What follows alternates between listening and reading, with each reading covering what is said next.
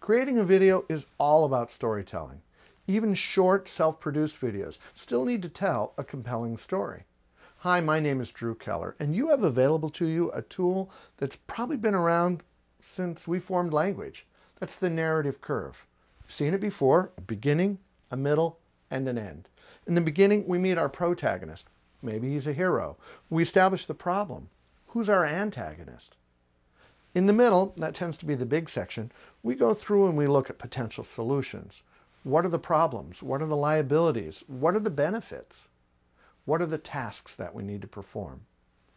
In the end, well, that's our resolution. Perhaps our character has an epiphany, an aha moment. Perhaps they merely complete the task.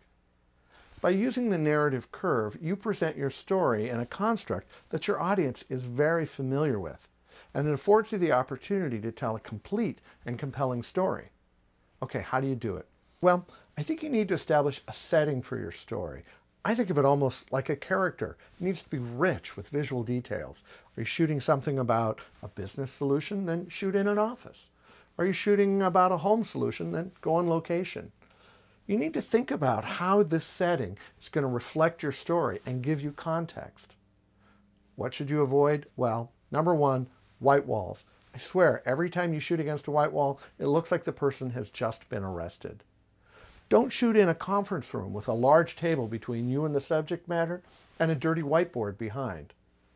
I would recommend that you avoid really busy backgrounds, a place where people are eating or lots of traffic or having an animated conversation in the back. Your audience doesn't know whether to pay attention to your subject or the background. Be careful about shooting an environment with posters and images in the background that you can't license. Whatever setting you choose, ask yourself, how does it help me tell my story? How does it establish the tone and focus of my story? What's next? Well, think about how you're going to build a little tension in your story.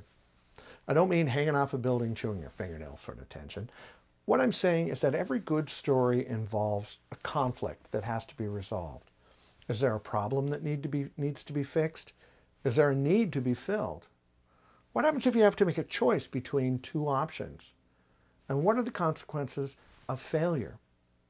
You see, creating a story with this sort of tension is the framework for your narrative.